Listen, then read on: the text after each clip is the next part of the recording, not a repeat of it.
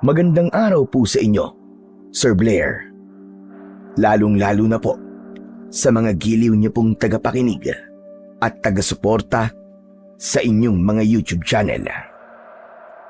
Ang kwentong aking ibabahagi ay nangyari taong 1991 sa baryo ng Santa Ines, probinsya ng Bicol. Ulila na po kaming dalawa ni Kuya Digong sa mga magulang. Kaya naging palaboy po kami sa lansangan. Nangangalakal po kami para sa aming pagkain. Isang araw ay napadaan kami sa isang karinderya na namimigay ng libreng pagkain para sa mga kagaya naming batang palaboy. At doon nga po nagsimula ang nakakakilabot naming karanasan na hindi ko po makakalimutan. Bago ko nga po pala simulan ang aking istorya, ay nais ko lamang pong ipaalam sa inyo na ang pangalan at lugar na aking ginamit ay sinadya ko pong binago upang mapangalagaan ang kaligtasan ng lugar sa totoong pinangyarihan ng aking kwento. Kilalanin niyo na lamang po ako sa pangalang Tano. At ito ang aking kwento. Kuya, sandali lang. Aray, sobrang sakit na ng tiyan ko. Gutom na talaga ako, kuya. Hindi ko na kaya ang sakit. Ay nako, pambihira ka naman oo. Tiisin mo muna. Ano ka ba? Kita mo naman di ba? Namumulot pa tayo ng mga basura. Hindi ko na talaga kayang tiisin, kuya eh. Sobrang sakit na. Aray! Eh anong gusto mong gawin ko ha? Magnakaw ako? Para lamang may maipakain sa'yo? Wala naman ako sinabing magnakaw ka, kuya eh. Masama na ba na dumaing? Eh talaga namang masakit na ang tiyan ko eh. Tigilan mo na nga kakadaing mo, Tano. Mas lalo lamang ako naiirita sa'yo eh. Tsaka kahit lumuha ka pa ng dugo dyan, walang magbibigay sa atin ng libreng pagkain. Kaya tumayo ka na at tulungan mo na lang ako rito para mas mabilis na tayo. Kuya, hindi ko kayang tumulong. Para bang meron sugat yung sikmura ko eh. Tumigil ka na nga sa pag-iyak mo. Hindi matatanggal ng mga luha mo ang sakit ng tiyan mo. Para kang di lalaki ah. Baka mamaya niyan isipin pa ng mga tao rito na pinaiiyak kita. Kaya tigilan mo na yan. Tulungan mo na lang ako rito sa pamumulot ng mga basura para makabalik na kagad tayo sa simbahan. Tara na!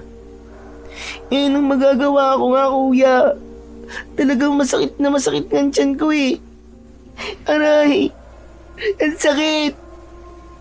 Tumigil ka na nga sa pag-iinarte mo. Mas lalo lamang ako natataranta sa'yo eh. Halika na nga, tumayo ka dyan. Kapag tinagalan mo pang pag-upo mo dyan sa gilid ng kalsada, panigurado na mamaya pa tayo makakakain ito. Ay nako, pambihira naman talaga, oo. Makisama ka naman. Hindi yung puro sarili mo lang ang iniisip mo. Nasaktan ako sa sinabing yun ni Kuya Digong dahil totoo naman na masakit ang aking tiyan. Isang beses lang kaming kumakain sa isang araw. Kaya naman, may pagkakataon talaga na ang sariling tiyan ko na ang sumusuko. Pilit akong tumayo at binaliwala ang sakit ng aking tiyan. Itinukod ko na lamang sa lupa ang aking tungkod para hindi ako mawalan ng balanse. Maya-maya pa ay natanaw namin ang isang karinderya na pinagkakaguluhan ng mga batang palaboy na kagaya namin.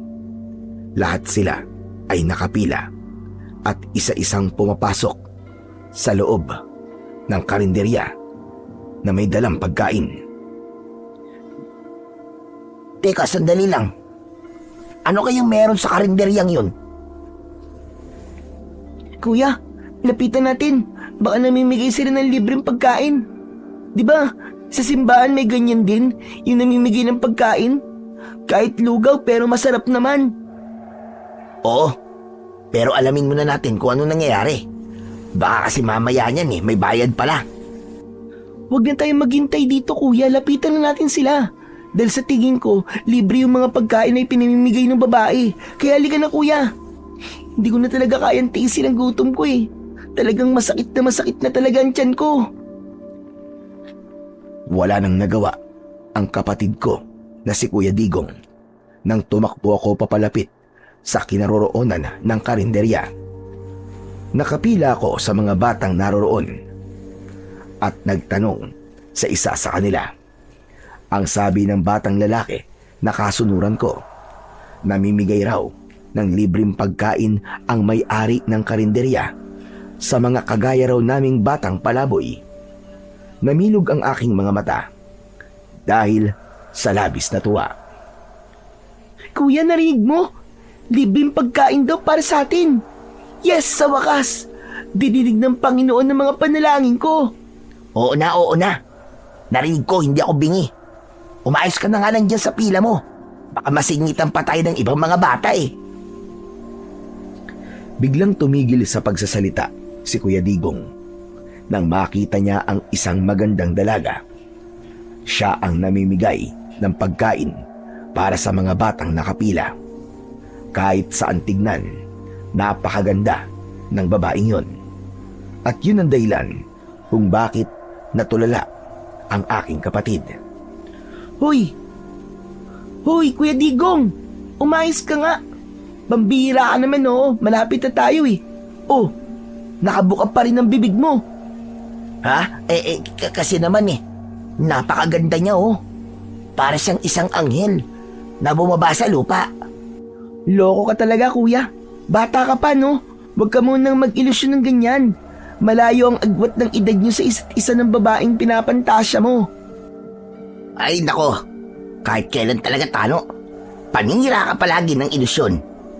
Sinasabi ko lang sa'yo kuya, mahirap ang magmahal sa murang edad. Marami ang nababaliw sa pag-ibig kuya. Baka mamaya niyan isa ka pa sa mga biktima na magpapakamatay. Paano na ako kapag nangyari yun? Tumigil ka nga. Puro ka kalokohan, magpapakamatay. Bakit naman ako magpapakamatay? Sige nga. Parang humahanga lamang ako sa tao Ang dami mo na kagad sinabi. Nakasimangot na muling bumaling ng tingin si Kuya Digong sa babae. Ilang sandali pa ay kami na ang inibutan nito ng pagkain. Nakita namin na ginataang gulay na langka ang ulam namin na mayroong sahog na giniling na karne. Saka sinamahan ng mainit na sabaw at kanin. Amoy pa lang, talagang masarap na. Sige lang, kumain lang kayo. Kapag kulang pa yan, lumapit lamang kayo sa akin. Marami pa rito. Maraming salamat po sa kabaitan nyo, ate. Sabel. Sabel ang pangalan ko. Hala, sige na. Kumain na kayo. Ay, siya nga pala. Magkapatid ba kayong dalawa? Opo, Ate Sabel. Magkapatid po kaming dalawa. Ako nga po pala si Tano. At ang kuya ko naman po, si Kuya Digong. Ikinagagala ko kayong makilala, Tano at Digong. O siya, sige na. Pumasok na kayo sa loob ng karinderya. Maraming bakanting upuan sa loob. Kumain kayo ng marami, ha? Isang matamis na ngiti ang isinukli ko sa sinabing yon ni Ate Sabel. Saka ko siniko sa tagiliran si Kuya Digong. Kuya, tara na. Kanina ka pa tulala dyan Nakakahiya naman kay Ate Sabel, Hayaan mo siya. Normal lang yan na matulala siya sa aking kagandahan. Sanay na rin naman ako. Isa pa, marami na rin kasing nakapagsabi sa akin na maganda raw ako at kahawig ko raw si Angel Locsin. Totoo po, Ate Sabel, talaga maganda po kayo. Tsaka maganda rin po ang kalooban nyo, di ba kuya? Ha? Ano ba tinatanong mo? Ay nako, pambihira ka naman Kalimutan mo na nga lang yung sinabi ko. Pumasok na raw tayo sa karinderya, sabi ni Ate Sabel. Tara na, kanina pa talaga ako nagugutom Iiling-iling na lamang akong pumasok sa loob ng karinderya. Dala ang aking plato na plastik. Meron itong sapin na dahon na saging na lalong nagpabango sa amoy ng aking pagkain. Nanginginig ang aking mga kamay nang ibaba ko ang aking plato sa ibabaw ng lamesa, habang si Kuya Digong naman ay walang kibo. Nang maupo siya sa bangko na gawa sa tabla, umupo na rin ako sa tapat niya at inihanda ang aming kutsara. Mabilis akong humigop ng sabaw. Hindi ko tuloy napansin na mainit yun. Aray ko! Ang init naman ng sabaw. Hipad mo muna kasi nang di ka napapaso. Ay nako, pambihira ka naman, oo.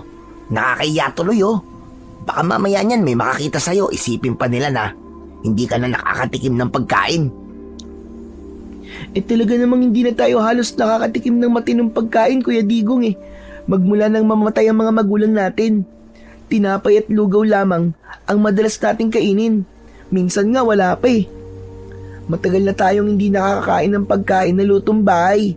Lalo na ang luto ni nanay. Sus, ang haba naman na sinabi mo. Ang sinasabi ko lang, konting hinay naman sa pagkain. Alalahanin mo, gulay pa lang yan.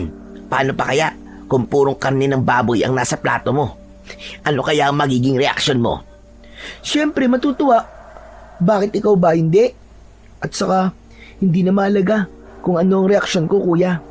Ang mahalaga, makakakain na ako at mawawala ng gutom ko. Ikaw talaga kahit kailan, palagi mo na lang akong inaasar. Bahala ka na nga dyan. O di sige, kumain ka. Bahala ka kung pagtinginan ka ng mga tao rito. Siya nga pala, Kuya Digong. Napakabait niya Ate Isabel, no? Biruin mo, naisip niyang mamahagi ng pagkain para sa atin ng mga batang palaboy. Kung masaya ka sa pagtulong niya, mas masaya ang nararamdaman ng mga tao gumagawa ng kabutihan para sa ibang tao. Mas masaya ang tumulong kaysa ikaw ang tinutulungan. Ganun ba yun, kuya? Oo naman. Nakalimutan mo na ba sinabi sa atin ni Lolo Puroy noon? Hindi bale na ikaw ang tumulong kaysa ikaw ang tutulungan. Higit daw na pinagpapala ng Diyos ang mga taong gumagawa ng kabutihan para sa kanyang kapwa. Kaya siguro pinagpapala sila ng Panginoon, kuya. Oo, kaya kumain ka na at baka lumamig pa ang pagkain. Isang subo ng kanin at higop ng mainit na sabaw ang inuna ko. Gumuhit ang init nun sa lalamunan ko hanggang sa aking tiyan. Ang kaninang sumasakit kong tiyan ay napalitan ng ginhawang pakiramdam. Lalo na nang malasahan ko ang kakaibang sarap ng gulay na langka. Halos wala kaming imikan ni kuya habang sunod-sunod ang pagsubo ko ng kanin. Grabe, napakasarap ng pagkakaluto. Para bang profesional ang magluluto ah. Mas lalo tuloy akong humanga kay Isabel. Alam mo, kung magkasing edad lang kami, naku, panigurado. Liligawan ko talaga siya. Sus, tama na nga yan, kuya, yung kaka-ilusyon mo na yan. Tumayo ka na riyan at magugas na tayo ng pinagkainan natin. Para naman makabawi tayo kay Ate Isabel dahil nabusog tayo sa pagkain na ibinigay niya. Hindi mo pa rin pala nakakalimutan ang mga ibinilin sa atin ni nanay ha. Na kapag may gumawa ng kabutihan sa atin, susuklian din natin ng kabutihan. Isang matamis na ngiti ang itinugon ko sa sinabi ni Kuya Digong. Nadatnan namin sa lababo ang maraming hugasid na plato dahil umalis na ang ibang mga bata pagkatapos nilang kumain. Pambira! Mukhang mapapasubo tayo sa hugasin ng mga plato at baso, kuya. Hindi bale. Ang mahalaga, hindi tayo kagaya nila na walang pakialam sa hirap ng nagpakain sa kanila. Agad naming sinimulan ang paghuhugas ng plato. Nakalulungkot lamang isipin na sa kabila ng pagiging palaboy ng ibang mga bata, nagagawa pa nilang magtira ng pagkain sa plato nila. Samantalang marami ang nagugutom. Pagkalipas ng isang oras, natapos namin ang mga hugasin.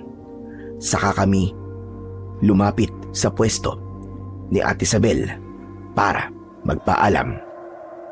Nadatnan namin siyang abala sa pagbibigay ng pagkain sa iba pang mga bata na dumating. Ate Isabel, salamat po sa pagkain. Tutuloy na po kami. Nako, maraming salamat din ha at tinulungan niyo ako sa paghuhugas ng mga plato.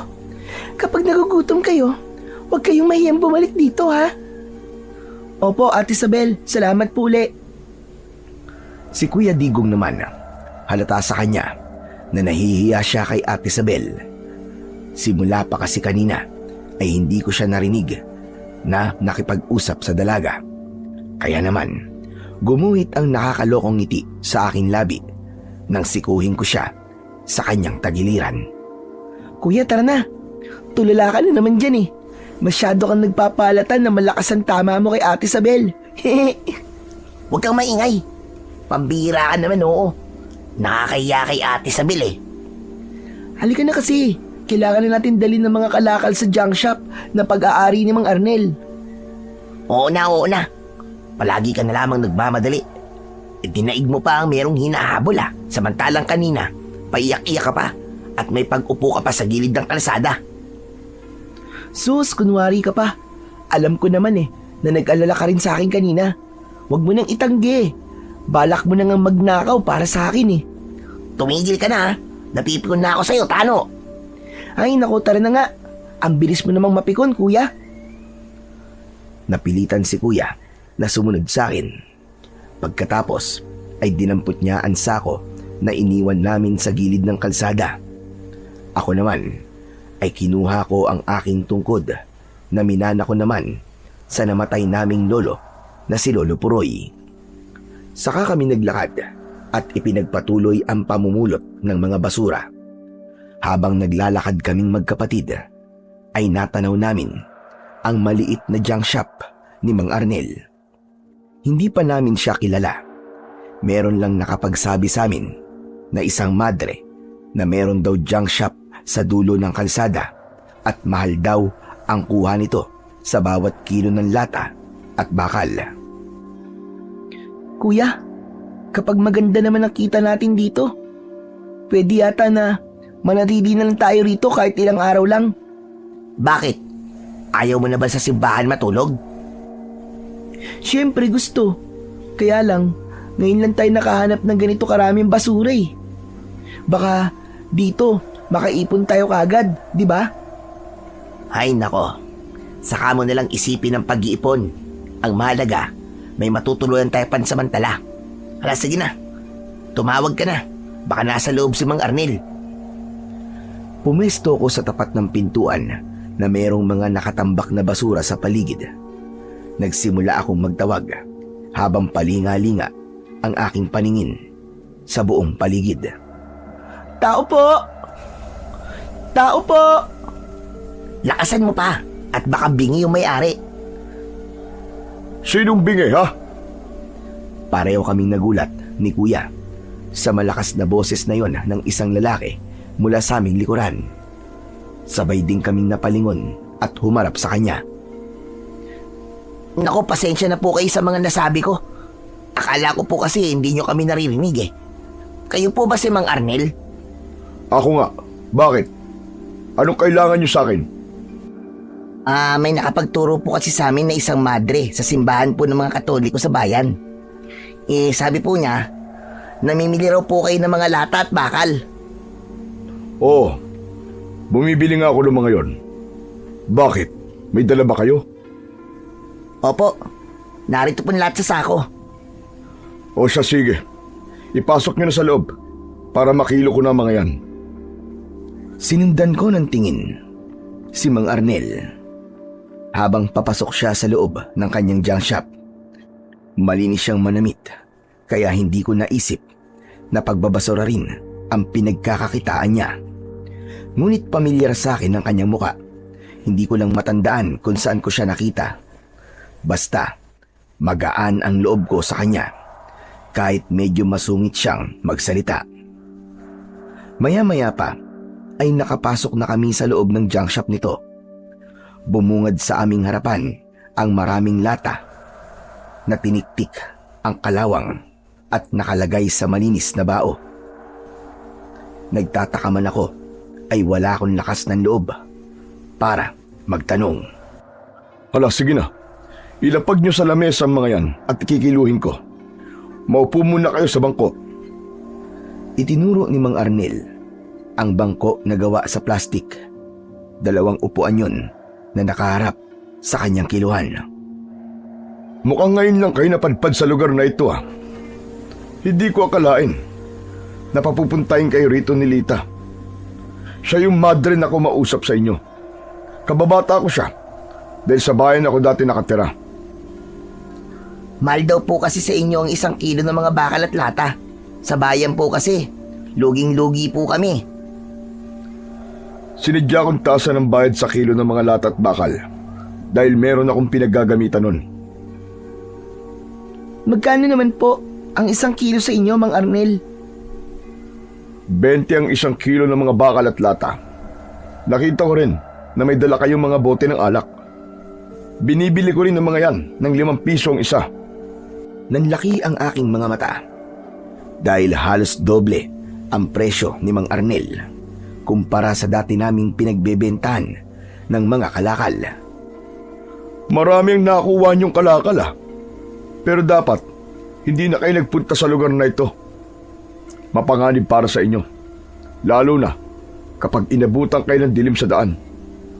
Ho? Bakit niyo naman po nasabi yun, Mang Arnel? Nagkalat sa lugar na ito ang mga nilalang na hindi nyo dapat makita. Baka kayo ang sunod na mabiktima. Teka. Ang tinutukoy niyo po ba yung mga aswang? Teka, sandali lang. Paano mo nalaman ang tungkol sa mga aswang? Biktima po kami ng mga aswang, Mang Arnel. Ulila na po kami dahil pinatay po ng mga aswang ang pamilya po namin. Paano nyo nalaman na mga aswang nga ang pumatay sa kanila? Nakita po namin ang mga nangyari. Ngunit wala po kaming nagawa kundi ang panoorin silang patayin ng mga nilalang na yon. Ang masaklap pa po, wala pong naniwala sa amin noong mga panahon yon. At ipinagpalagay pa ng mga pulis na kagagawan lang daw yon ng isang baliw na tao. Yung bang mga adik. Yan ang pinakamasakit na katotohanan.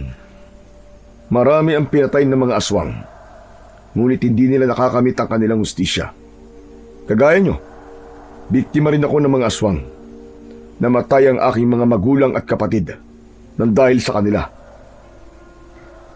Nakita niyo rin po ba sila habang inaatake sila ng mga aswang? Hindi. Ngunit alam kong aswang ang may gawa nun dahil manunugis ng aswang ang aking ama.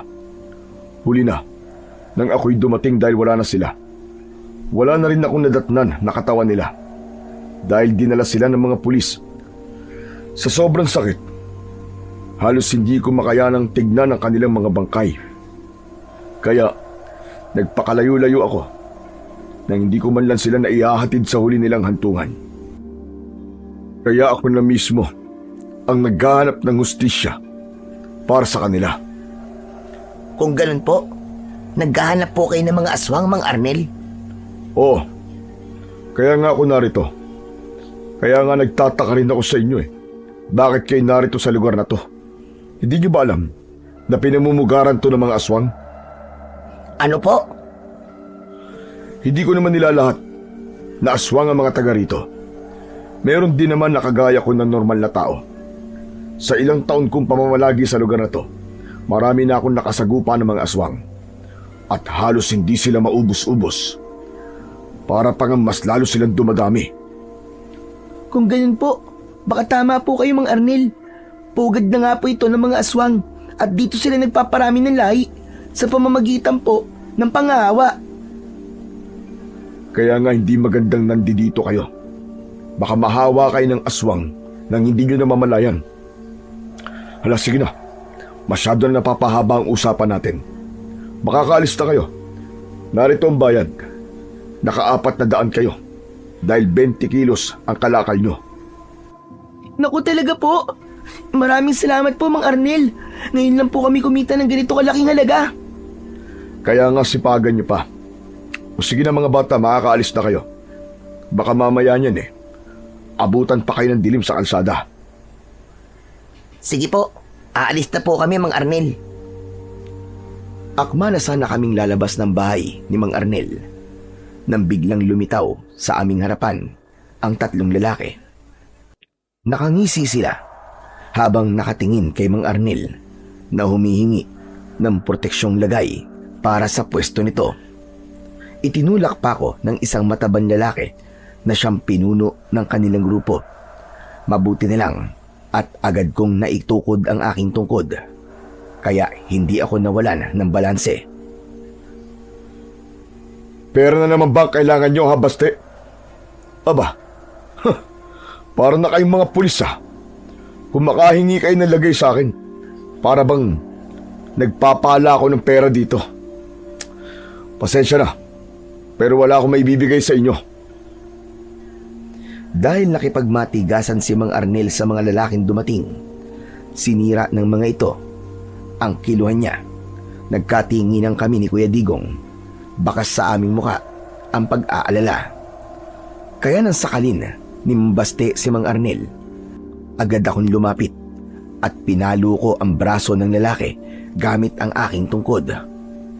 Bitiwan mo siya! Sa lakas ng pagkakapalo ko ng tungkod sa braso niya, namula ang kanyang balat.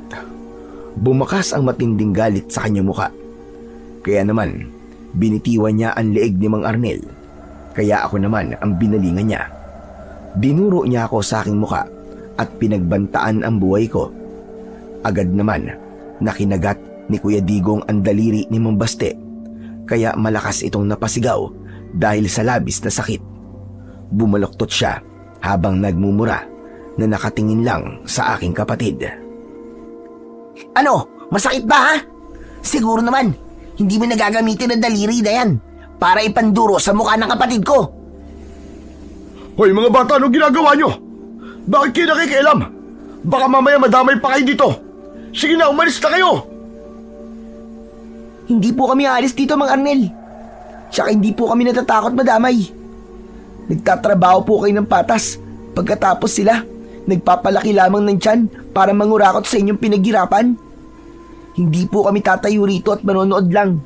Kailangan nilang malagot sa pananamantala nila sa kahinaan ng ibang tao. Hindi nagustuhan ni Mang Baste ang mga sinabi ko. Kaya naman, inutusan niya ang kanyang mga tauhan para hawakan ako.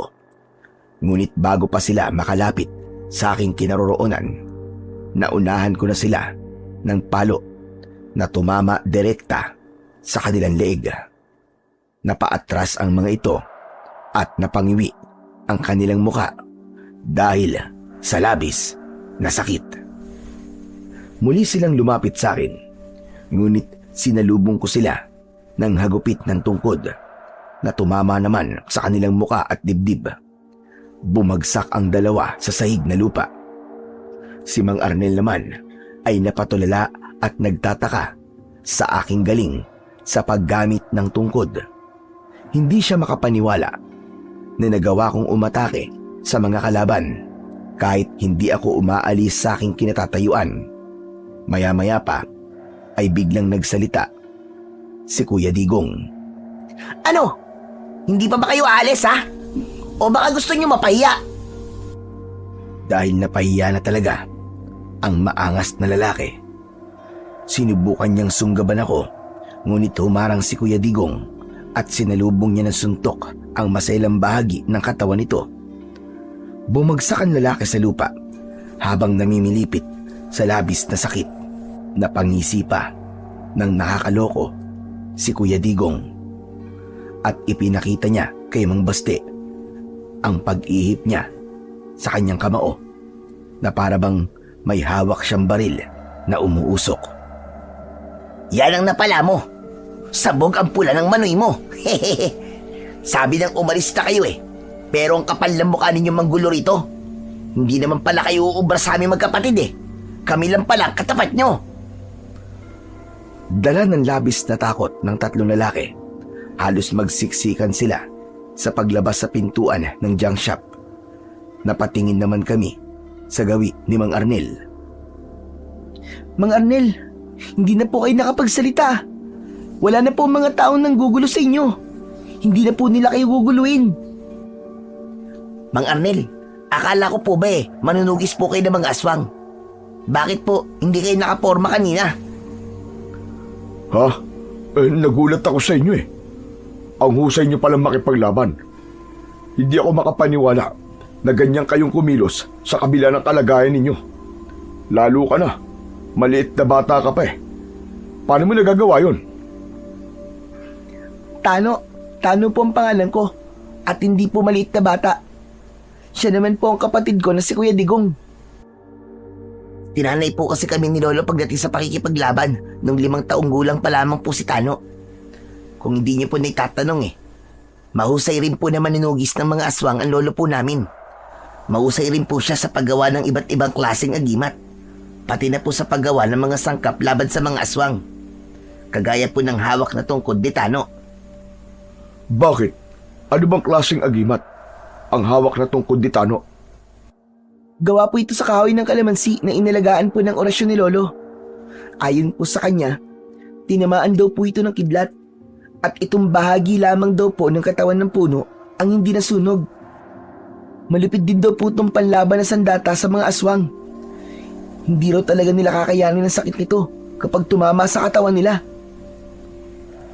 Kahit ba sa normal na mga tao, pareho lamang ba ang epekto ng tungkod? Opo, Mang Arnel. Nakita niyo naman po, di ba? Yung nangyari kanina sa 3 lalaki.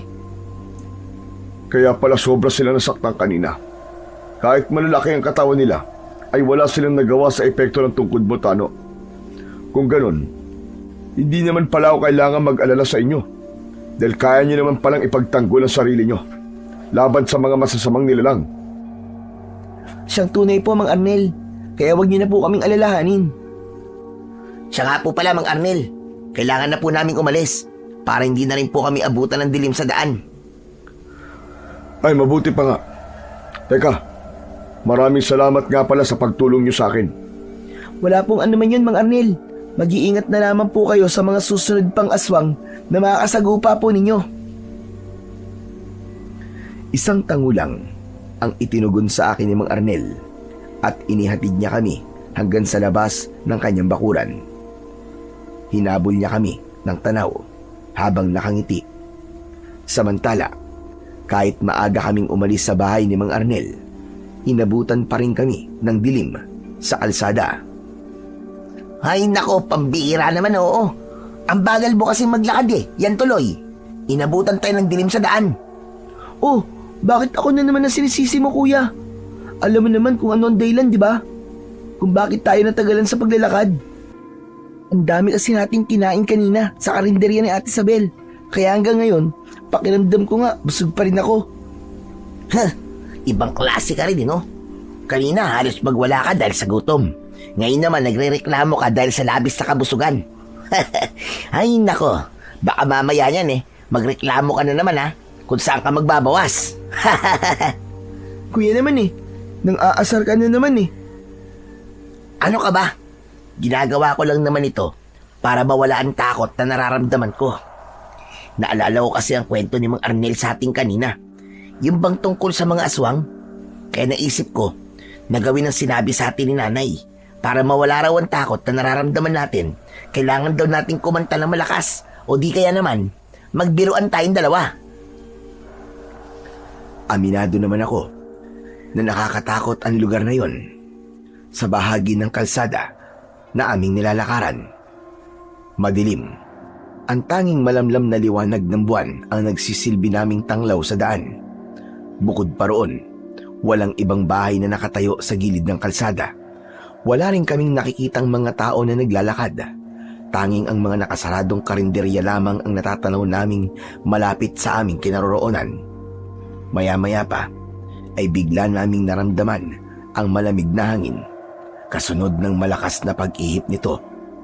Kaya naman, bigla kaming tumigil sa paglalakad. Kuya, bakit para yatang kakaibang lamig ng hangin ngayon? Oo nga pati ang ingay sa paligid. Teka, wala ka bang nararamdamang reaksyon sa tungkod mo Tano? Wala, kuya. Napalinga kami sa paligid nang bigla naming narinig ang malakas na tunog ng alulong ng aso mula sa madilim na bahagi ng kakahuyan. Kinilabutan ako na para bang merong nagmamatsyag sa aming kinaroroonan. Kuya, tara na. Bilisan na natin maglakad. Umalis na tayo rito. Kaya nga, ngayon lang ako kinalabutan ng ganito. Para bang hindi tayo nag-iisa sa lugar na to. Para bang may mga matang nakatingin sa atin na nagtatago lang sa mga puno. Hindi ko na halos pinatapos na magsalita si kuya. Agad na akong kumaripas ng takbo. Hoy, sandali! Hintayin mo ako, Tano! Bumangga sa aking likod si Kuya Digong nang bigla akong tumigil sa pagtakbo. Mula kasi sa aking harapan, nakatayo ang 3 nilalang na ang ulo ay sa aso at ang kalahati ng kanilang katawan ay sa tao. Umangil sila habang tumutulo ang malapot nilang laway. Nakadipa ang kanilang mga braso habang nakalitaw ang mga kuko na para bang karit. Napaatras kaming magkapatid habang hindi namin inaalis ang paningin sa kanilang 3. Maya-maya pa ay naramdaman ko ang malakas na enerhiyang gumagapang sa aking katawan mula sa tungkod. Kuya, mga aswang sila. Sila ang mga nilalang na pumatay sa pamilya natin. Anong gagawin natin, kuya? Kung ganun, wala tayong ibang gagawin, kundi ang patayin din sila. Nagkamali sila ngayon ng inabangan dahil sisiguraduhin ko na mamamatay sila sa mga kamay ko. Kuya, uminahon ka muna. Hindi sila kagaya ng mga lalaking nakalaban natin kanina. May angking lakas at bilis sa mga nilalang na yan. Si Lolo nga na manunugis ay natalo nila. Tayo pa kaya na wala naman tayong karanasan pagdating sa pakikipaglaban sa mga aswang. Kagaya ng sinabi ko, papatayin ko sila, Tano. Kahit wala akong karanasan sa pakikipaglaban, gagawin ko lahat na makakaya ko. Mapatay lamang silang lahat. Hindi ko na napigilan si Kuya Digong nang sumugod siya sa kinaroroonan ng mga aswang. Inatake niya ang mga ito ng malakas na suntok. Ngunit nakaiwas ang mga ito. Dinakot nila ng sabay-sabay ang leeg ng aking kapatid. Kaya naman, agad akong sumugod sa kanila. Inatake ko sila ng malakas na palo na tumama naman sa kanilang mga braso. Pagkatapos, umikot ako at binigyan ko sila ng tig-iisang malakas na sipa na tumama direkta sa kanilang muka. Bumagsak sila ng sabay sa lupa, kaya nabitiwan nila si Kuya Digong. Nilapitan ko siya at hinawakan sa braso habang habol nito ang sarili niyang hininga. Nakita mo na, kuya? Padalos-dalos ka kasi ng desisyon eh. Munti ka nang mapahamak tuloy. Bigla akong itinulak ni Kuya Digong nang makita niyang pasugod sa aming kinaroroonan ang 3 aswang. Naiwasan niya ang kalmot ng mga ito at gumanti ng malakas na sipa na tumama naman sa dibdib ng mga kalaban. Nilapitan ko ang 2 aswang at pinagpapaluko sila ng tungkod na direktang tumama sa kanilang ulo. Tumalsik silang pasadsad sa lupa habang umaangil dahil sa labis na sakit. Bumangon ang isa sa mga aswang at inatake niya ako ng kalmot. Naiwasan ko yun at gumanti ako sa kanya ng malakas na sipa na tumama sa kanyang panga. Kasunod ng pagpalo ko ng tungkod sa iba't ibang bahagi ng kanyang katawan. Bumagsak siya sa lupa habang nagkikikisay at tumitirik ang mga mata. Hindi niya nakayanan ang sakit na epekto ng aking tungkod at agad din na binawian ng buhay. Maging ang kalaban ni Kuya, inatake ko rin ng palo. Bumagsak ito sa lupa. Dala ng galit ni Kuya Digong.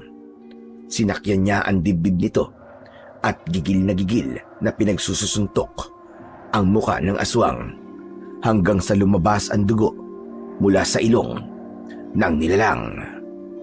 Hayop ka! Papatayin kita!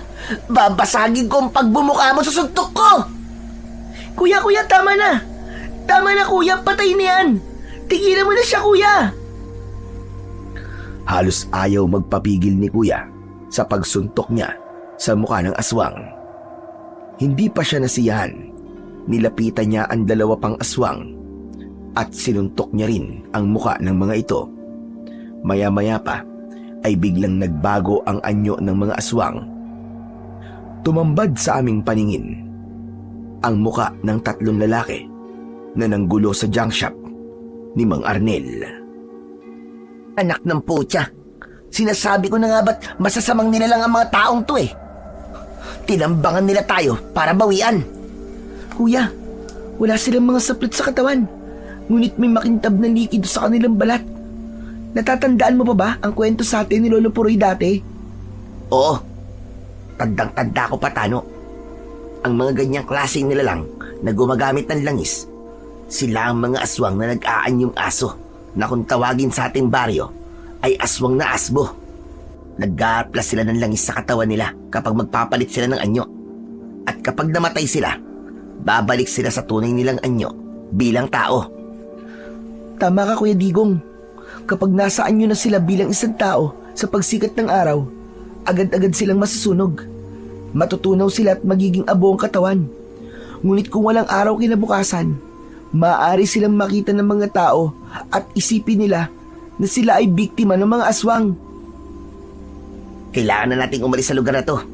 Nasisiguro ko na ang mga nilalang na to ay hindi nag-iisa. Kailangan bago nila malaman na tayo ang pumatay sa kanilang mga kasama, dapat handa na tayong lumaban sa kanilang puwersa.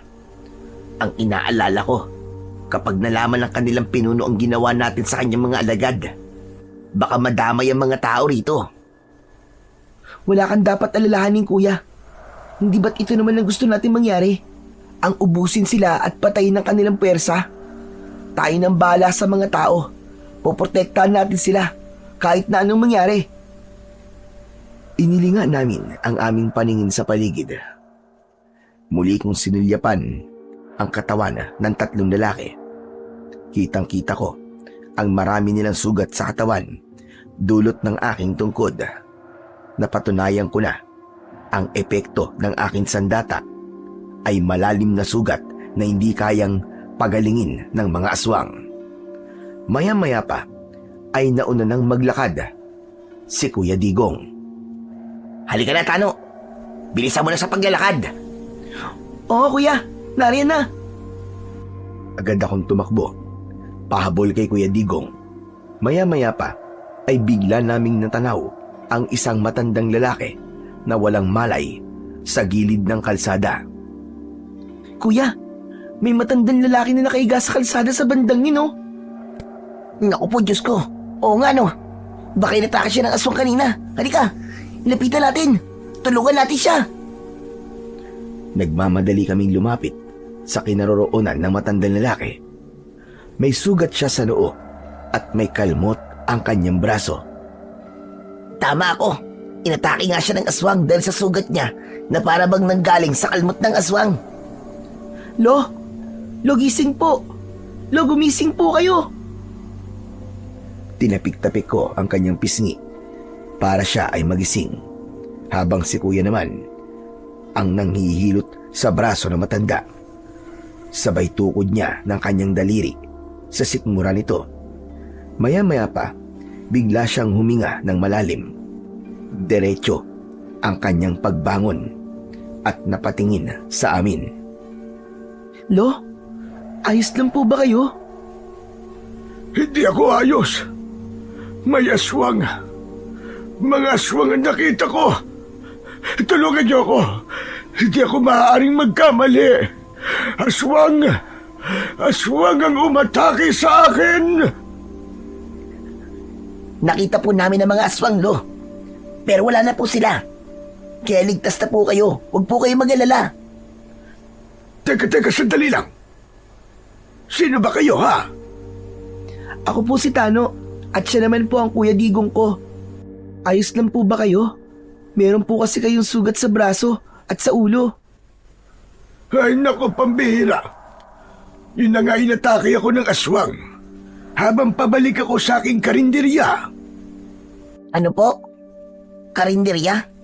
Kung ganun po, kayo po nagmamayari ng nag-iisang karinderya dito sa baryo? Oh, Ako ang may-ari ng karinderya at ako rin ang nagluluto sa mga pagkain na ipinamamahagi namin sa mga batang palaboy. Sandali lamang po. Bakit po kayo narito sa labas? Gabi na. Hindi po ba't mapanganib? Nagtapon lang naman ako ng basura sa labas nang makarinig ako ng humihingi ng saklolo. Nilapitan ko naman dahil akala ko nga totoong may kailangan ng tulong ko. Nagulat na lamang ako nang tumambad sa aking harapan ng 3 aswang na asbo. Pinagtulungan nila akong atakihin. Mabuti na lamang at may narinig silang mga bata na nagtatawanan. Kaya naman, iniwan nila ako. Diyos ko, ay sobrang takot ko talaga. Bigla akong nawalan ng malay. Kuya, baka narinig ng mga aswang na tawanan ay mula sa ating dalawa. Oo nga, tama kayo. Baka nga yun. Mabuti na lamang talaga at nailigtas ako ng ingay nyo. Aba teka, nasa na nga pala ang mga aswang? Nakita po namin sila tumakbo po sa kakauyan. Inakala po siguro nila na nandun po kami. Pagsisinungaling ko dahil hindi dapat malaman ng matanda na pinatay na namin ang 3 aswang. Mabuti naman pala at hindi nila kayo nakita. Kaya nga po eh. O siya, halina po kayo. Aalalayan po namin kayong tumayo. O siya, sige. Alalayan niyo muna akong maglakad. Medyo nahihilo pa kasi ako. Baka pwede niyo rin akong iatid hanggang doon sa karinderya ko. Sige po, aalalayan po namin kayo maglakad. Isa pa, ipagamot niyo po kagad kay Ate Isabel ang sugat niyo sa noo at braso. Teka, paano niyo nakilala ang aking apo na si Isabel? Siya po kasi nagbigay sa amin ng pagkain kanina. Tignan mo nga naman ang pagkakataon. May kapalit kagad ang kabutihang ibinigay namin sa mga bata. Agad naming pinagtulungang alalayan ang matanda na nakilala namin sa pangalan na Lolo Puti. Pagdating namin sa tapat ng karinderya, ay agad kaming pumasok sa loob nun. Tinawag ng matanda ang kanyang apo na si Ate Isabel. Bumakas sa kanyang muka ang pag-aalala nang makita niyang sugatan ang matanda. Diyos ko! Lo, ano po nangyari sa inyo? Hay nako apo, inatake ako ng mga aswang na asbo habang nagtatapon ako ng basura sa labas. Mabuti na lang at maingay itong 2 bata, kaya naitaboy nila ang mga aswang. Nakita niyo na po ang nangyari sa inyo, Lolo Puti. Ang tigas-tigas po kasi ng ulo niyo eh. Sabi ko naman po sa inyo, huwag na po kayo lumabas ng bahay at sa umaga na lamang po natin itatapon ng mga basura. Mabuti na lamang at walang nangyaring masama sa inyo, Lo. Pero ayan, may sugat pala kayo sa noo at braso. Ay siya, tama na muna ang kakasermon. Ang mahalaga naman ay ligtas na ako. Asikasuhin mo na lang ang magkapatid. Baka may natitira ka pang pagkain dyan. Initin mo at pakainin mo silang 2. Naku, wag na po kayo mag-abala, Lolo Puti. Busog pa naman po kami ni Kuya Digong eh. Sigurado ba kayong 2? Opo. Huwag niyo na po kaming alalahanin. Ay, siya nga po pala, Lolo Puti. Bakit po mababait po kayo sa mga batang palaboy na kagaya po namin? Dati rin kasi akong palaboy. Kaya may puso ako sa mga batang walang matirhan at maayos na mapagkukunan ng pagkain. Masaya akong nakakatulong sa mga bata at walang kapantay ang kaligayahang nararamdaman ko kapag nagugustuhan nila ang pagkain niluluto ko para sa kanila. Isang matamis na ngiti ang isinukli ko sa sinabi ng matanda. Maya-maya pa ay biglang nagsalita si Ate Isabel. Bueno, at narito na rin naman kayo. Ang mabuti pa kaya, dito na lang kayo magpalipas ng gabi. Kung may aswang sa labas, delikado kayo sa daan. Naku, hindi na, Ate Isabel. Maraming salamat na lang po sa alok niyo sa amin. Pero nakakahiya naman po sa inyo. Ano ka ba? Huwag kang mahiya sa amin, Digong. Iniligtas niyo ang lolo ko. Kaya hayaan niyo akong tumanaw ng utang loob sa inyong dalawa ni Tano. Nagkatinginan kami ni Kuya Digong. Sa isang banda ay kailangan naming magpalipas ng umaga dahil baka matsyempoan namin ang mga aswang sa labas. Kaya naman, pumayag na rin kami sa gustong mangyari ni Ate Isabel. Inihatid niya kami sa isang bakanting silid. Binigyan niya kami ng kumot at unan. Meron din siyang ibinigay sa amin na malinis na damit. Sa kanya kami iniwan sa kwarto. Kuya, ang galing no?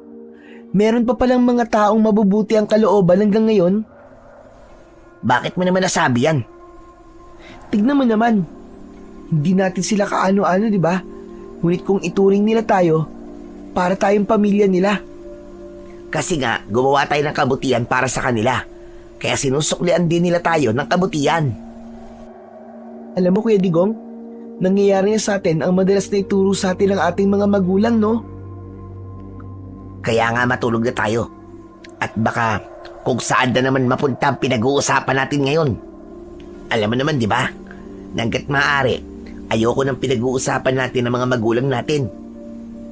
Dahil nalulungkot lang ako. Oo na. Ang sungit naman ito. Isang malalim na buntong hininga ang pinakawalan ni Kuya Digong bago siya natulog ng patalikod sa akin. Dala ng labis naming pagod, agad kaming nakatulog at tanghali na nang kami ay magising. Narinig namin ang ingay ng kaldero mula sa loob ng kusina ng karinderya.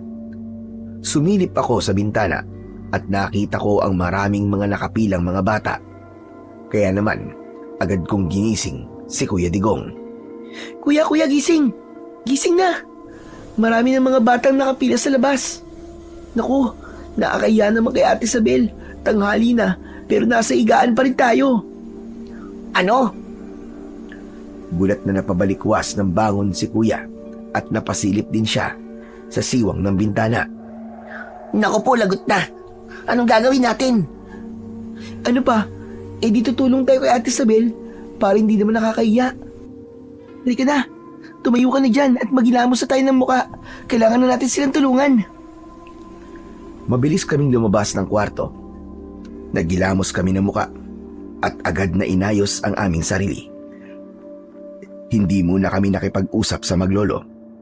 Agad kaming nagkusa na magdala ng pagkain para sa mga bata. Adobong sitaw na merong giniling na karne ang ulam ng mga ito. Meron ding dinuguan na nilagyan ng hiniwang hilaw na saging na saba at saka mainit na sabaw ng nilagang pata ng baboy. Si Lolo Puti naman ay inilalayan ko sa pagluluto ng mga pahabol na pagkain. Napansin ko na wala siyang ginagamit na bawang at sibuyas. Tanging dahon lamang ng laurel, paminta at tanglad ang ginagamit niyang sangkap sa niluluto niyang ulam. Lolo Puti, bakit wala pong bawang ang sangkap na niluluto niyong ginataang gabi o laing? Dahil yon ang hiling ng mga bata. Grabe naman po sila. Sila na nga po ang pinapakain niyo ng libre. Sila pa po ang humihiling ng mga gusto nila. Huwag kang mag-alala, ayos lang yon. Kahit wala ang bawang at sibuyas, masarap ang lasa ng aking luto. Halika, tikman mo para malaman mo kung bakit masarap. Kahit walang bawang at sibuyas. At kung bakit ito ang gusto ng mga bata. Nakangiting iniabot sa akin ni Lolo Puti ang sandok na merong sabaw ng gulay na gabi. Nang matikman ko yon, ay halos mamilog ang aking mga mata dahil sa sobrang sarap ng lasa. O ano? Anong masasabi mo, iyo? Grabe po ang sarap. Para pong merong kumpletong sangkap. Sabi ko naman sa iyo dahil iba pa rin ang lutong punong-puno ng pagmamahal. Isa pa, matagal ko na itong ginagawa at minana ko pa ito sa aking mga ninuno. Hala, sige na, ihanda mo na ang mga lalagyan ng ulam at ilalabas ko na rin ito. Masigla akong sumunod sa utos ni Lolo Puti. At dahil masaya kami sa aming ginagawa, ay hindi namin napansin ni Kuya Digong ang oras. Kaya inabot ulit kami ng gabi sa karinderya ng maglolo. Naku, paano yan? Inabutan na naman kayo ng dilim sa karinderya namin. Pasensya na talaga kayong magkapatid, ha? Masyado kasi akong naging abala at nakalimutan ko kayong sabihan. Huwag niyo po kaming alalahanin, Ate Isabel. Ay, sandali lang. Ayos lang ba sa inyo na manatili mo na kayo rito kahit isa pang araw? Huwag kayong mag-alala. Babayaran ko naman ang serbisyo nyo. Naku, wag na po, Ate Isabel. Nakakaya naman po sa inyo, isa pa. Nakakakain naman po kami rito ng libre. Kaya ayos na po yun. Huwag na po kayo mag-alala sa amin. Tulong na po namin yan sa inyo ni Lolo Puti. Isa pa nga yun sa akin inaalala eh. Masama ang pakiramdam ni Lolo Puti. Baka mahirapan ako bukas. Nagkatinginan kami ni Kuya nang malaman namin na may sakit ang matanda. Kaya naman, wala kaming nagawa kundi ang matulog ulit sa bahay ng maglolo. Bandang 9:00 ng gabi, hindi kami dalawin ng antok ni Kuya Digong. Pareho kaming nakatingin sa bubong na gawa sa anahaw. Kuya, bakit kaya parang may bumipigil sa atin na umalis sa lugar na to, no? Ewan ko ba? Parang ganun din ang tingin ko sa nangyayari sa atin eh. Nakakahiya na nga kina Ate Isabel at Lolo Puti. Nakakahiya rin naman na umalis tayo. Lalo pa at may sakit pala ang matanda. Habang nag-uusap kami ni Kuya Digong, biglang may narinig kami na maingay mula sa labas ng bahay. Para bang merong komosyon na hindi ko mawari.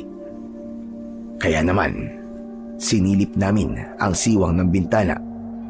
Ganun na lamang ang panlalaki ng aming mga mata nang makita namin si Mang Arnel habang nakikipaglaban siya sa 2 aswang na asbo. Patuloy niyang iniiwasan ang mga kalmot ng mga ito. Sabay ganti niya ng taga sa mga kalaban na hindi rin naman tumatama. Kuya, nasa panganib si Mang Arnel. Teka, bakit siya nandito? Ay naku, pambihira naman talaga, oo. Palagi na lamang siya nalalagay sa panganib. Naunang lumabas ng bintana si Kuya Digong habang dala niya ang kahoy na pantukod sa bintana. Ako naman ay hinagilap ko ang aking tungkod at maingat din na lumabas sa bintana. Nang lumapat ang aking mga paa sa lupa, ay mabilis akong lumapit sa kinaroroonan ng mga aswang. Agad kong pinalo sa ulo ang aswang na unang sumugod sa akin. Bumagsak siya sa lupa habang umaangil ng malakas. Hinampas ko ang kanyang bibig upang hindi ito lumikha ng ingay. Nagkikikisay ang katawan ng aswang habang tumitirik ang kanyang mga mata. Si Kuya naman ay pinalo niya ng pangtukod sa bintana ang isa pang aswang. Nang bumagsak ito sa lupa, inilabas ni Mang Arnel ang asin mula sa kanyang bulsa at sinabuyan niya ang mga ito sa katawan. Biglang nagliyab ang katawan ng mga asbo hanggang sa maging abo. Habol ang hininga na napatingin sa amin si Mang Arnel. Sinasabi ko na nga ba't kayong nakita ko kaninang tanghali? Ano ginagawa niyo rito? Akala ko ba nakauwi na kayo? Inatake po kami ng aswang habang papauwi kami at iniligtas po namin si Lolo Puti. Kaya po kami napunta sa lugar po na ito. Ganun ba? Wali na kayo. Sumama na kayo sa akin. Teka po, hindi po maaari. Hindi kami aalis sa lugar na to. Hindi pa kami nakakapagpaalam ng maayos kay Lolo Puti. Pero baka mapahamak kayo rito. Alam niyo ba, na isa sila sa aking mga binabantayan. At sa tuwing ginagawa ko yun, palagi ako may nakakasagupa ng mga aswang. Ganon din po nangyari sa amin, Mang Arnel. Nakilala po namin si Lolo Puti nang may nakasagupa po kami na aswang. Pero mabait po sila at wala po akong nakikitang masama sa kanilang ginagawa. Kung aswang naman po si Ate Isabel at Lolo Puti, malalaman ko po yun dahil po sa akin tungkod. Paano kung may pangontra sila sa agimat mo, ha Tano? Naisip niyo ba yun? Kagaya ng sinabi ko, mag-iingat kayo dahil pinamumugaran ang lugar na ito ng mga aswang. Siya nga pala, kumain na ba kayo sa mga luto nilang pagkain, ha? Opo, bakit po? Kung ganun, maaaring nasa ilalim na kayo ng kanilang kapangyarihan. Hindi ko to sinasabi sa inyo para takutin kayo. Pero baka dahil nakatikim na kayo ng pagkain nila, kaya hindi nyo sila nararamdaman. Para makasigurado tayo, ibibigay ko sa inyo ang 2 kalamansi na ito. Ipatak nyo sa pagkain nyo. Tulungan nyo akong malaman kung tama ba o hindi ang mga hinala ko. Para bang bigla akong nakonsensya sa sinabi niyo ni Mang Arnel, dahil para sa akin, mabubuting tao talaga sina Lolo Puti at Ate Isabel. Subalit may punto rin naman si Mang Arnel at agad yon na sinang-ayunan ni Kuya Digong. Sige po, gagawin po namin ang ipinag-uutos nyo. Wala naman po masama kung susubukan namin, di ba? Salamat. Isa pa, tandaan nyo. Kapag nakatikim kayo ng pagkain nila sa loob ng 3 araw, baka mangyari rin sa inyo ang nangyari sa aking asawa. Hinahanap-hanap niya ang luto ng mga yan. Kaya mag-iingat kayo. Yan ang dahilan kung bakit ko sila pinag-iisipan ng masama. Dahil meron na akong pinagbabatayan. Nasaan na po ang asawa nyo, Mang Arnel? Patay na siya. Naging aswang siya at pinatay ko. Siya ang nakiusap sa akin na tapusin na ang kanyang paghihirap. Sinabi niya rin sa akin na matyagan ang maglolo na yon. Kaya kailangan ko ang tulong nyo. Dahil kayo ang nakapasok sa kanilang lungga. Sige po, handa po akong tumulong sa inyo, Mang Arnel. Pagkatapos magpaliwanag ni Mang Arnel, ay umalis na siya. Iniwan sa amin ang 2 kalamansi. Kahit nakahiga na kami sa aming katre, hindi pa rin kami dalawin ng antok dahil pinag-iisipan namin kung ano ang aming magiging plano. Kinabukasan ay maaga kaming nagising at tinulungan si Ate Isabel. Bandang tanghali, oras na yon ng pagkain namin ni Kuya. Kumuha ako ng ulam at kanin na inilagay ko sa plato. Maya-maya pa, narinig ko ang boses ni Ate Isabel mula sa aking likuran. Mukhang malalim ang iniisip mo hata, no? Napalingon ako sa kanya at napatitig sa kanyang mga mata. Ha? May iniisip lamang po ako. Ganun ba? Hala, sige na. Kumain na kayo ni Digong. Agad akong umalis sa harapan ni Ate Isabel. Subalit, nang tumapat ako sa pintuan, bigla siyang nagsalita at mariin na napatitig sa aking bulsa. Teka, ano ba yung bilog na yan sa bulsa mo, Tano? Biglang bumundol ang kaba sa aking dibdib. Hindi niya pwedeng malaman na meron akong kalamansi sa bulsa. Ha? Naku, wala po to, Ate Isabel. Holin ko po ito na madalas ko pong pinaglalaruan sa tuwing nalulungkot po ako. Palagi po itong nasa loob ng bulsa ko dahil bigay pa po ito sa akin ni Nanay. Para kasing naamoy ko ang kalamansi mula sa bulsa mo eh. Ano, kalamansi? Nako, saan naman po ako kukuha ng kalamansi? Biglang nawala ang pag-aalala sa mukha ni Isabel. Isang bagay na nagbigay lalo sa akin ng pagdududa na baka nga aswang ang magandang babae. Hala, sige na. Kumain na kayo. Sige po. Ay, teka. Saan mo dadali ng pagkain? Sa kwarto po namin. Nahiya po kasi kami ni Kuya kumain sa loob ng karinderya niyo eh. Ganun ba? O sige, bilisan niyo na lamang kumain ha. At marami pa tayong gagawin para mamaya ay maaga kayong makauwi sa inyong dating tinutuluyan. Yun ang huling araw namin sa karinderya. Kaya kailangan naming magawa ang mga ibinilin sa amin ni Mang Arnel. Pagpasok ko sa loob ng kwarto namin, ay bahagya pa akong nagulat nang madatnan ko si Mang Arnel. Kausap niya si Kuya Digong. Nalaman ko na sa bintana ito dumaan para ibigay ang maliit na punyal kay Kuya Digong. Yan na ba ang pagkain natin, Tano? Oo, Kuya. Kaya lang mag-iingat tayo. Muntik akong mahuli ni Ate Isabel na meron akong kalamansi sa bulsa. Mabuti na lamang at naniwala siya na holin lang ang nasa bulsa ko. Sige na, bilisan niyo ng kumilos. Hiwain niyo na ang kalamansi at patakan niyo ang pagkain para makita niyo. Pero ginatang lang ka lamang po ito, Mang Arnel. Basta, gawin niyo na. Nanginginig ang aking mga kamay nang simulan kong pigaan ng kalamansi ang aming ulam. Nang pumatak ang katas nun sa gulay, nakita ko na kumulo yun at merong lumabas na usok. Tumambad sa aming paningin ang tinadtad na kuko. Meron din na balat na hindi naman balat ng baboy. Nagkatinginan kami ni Kuya Digong at nang matiyak namin na karne yun ng tao, nagunahan kaming dalawa sa bintana at sabay na sumuka. Yun ang masaklap na katotohanan sa buhay namin ng aking kapatid. Nakakain kami ng karne ng tao.